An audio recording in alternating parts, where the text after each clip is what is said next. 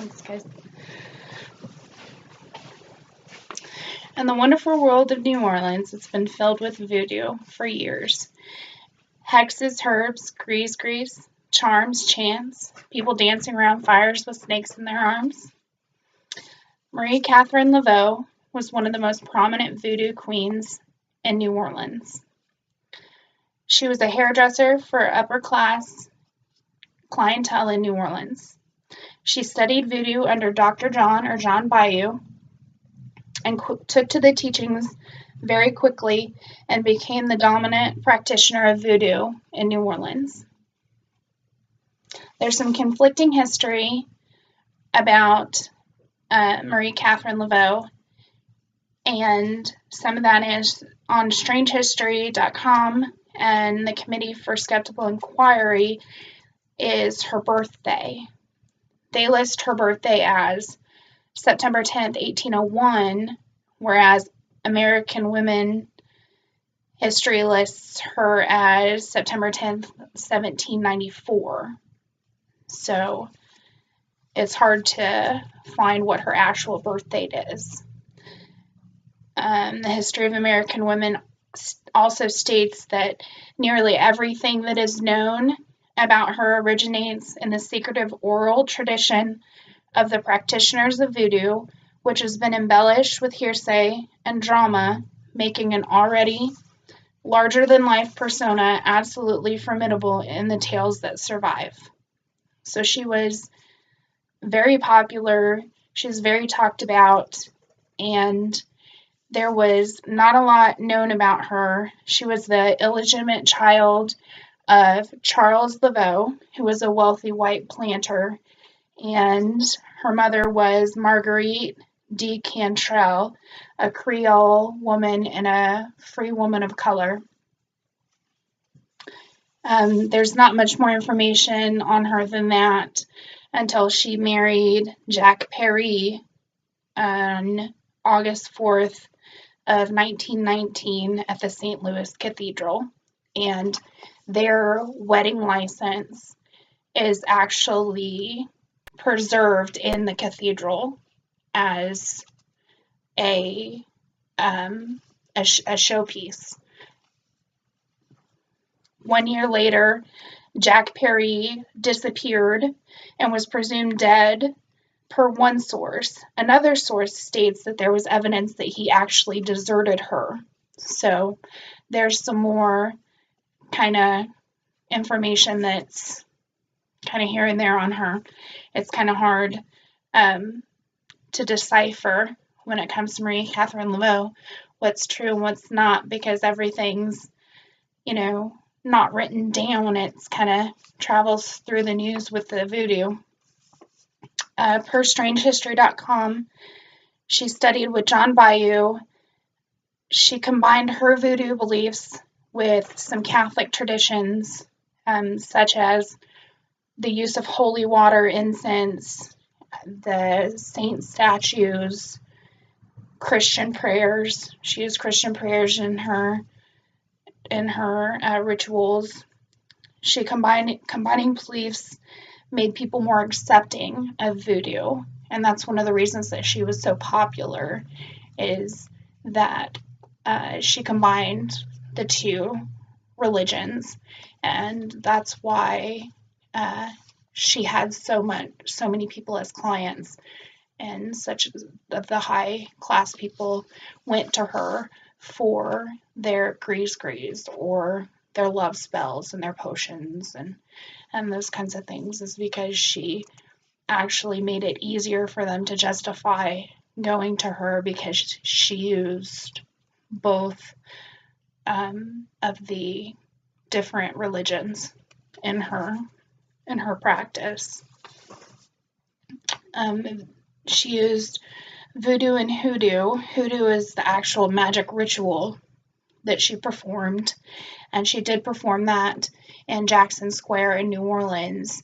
She would perform hoodoo rituals where she would do some chanting with snakes around fires, and she did that in Jackson Square. Marie Laveau, it was reported by Strange History, was said to have the power to put a person into or out of City Hall. She was accused of causing the death of, through voodoo, both a lieutenant governor and a governor. She began working as a hairdresser for the upper class, and she would listen to the rumors, the gossip.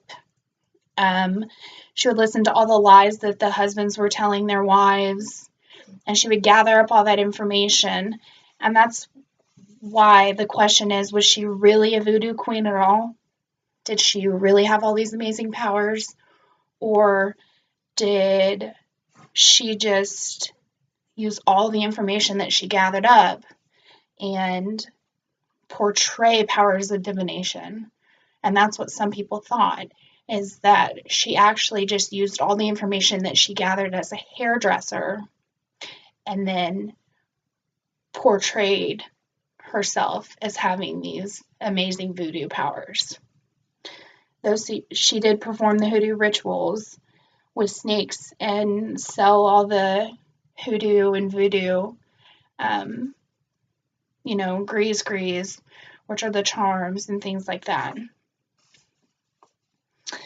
Mary Catherine Laveau died on June 15th, 1881 at her home in New Orleans, Louisiana. She was buried in the family crypt in the St. Louis Cemetery No. 1, where her tomb is protected from vandals and worshipers that have defaced it in the past. It's had to be restored. People leave offerings there. They still do. I actually went there on my honeymoon in June and got to see this firsthand. People had left offerings. There were bobby pins. There were all kinds of stuff on the ground in front of her tomb. And they believe that if they leave an offering and knock 3 times on her tomb, then Miss Laveau will grant them a voodoo wish or a love spell.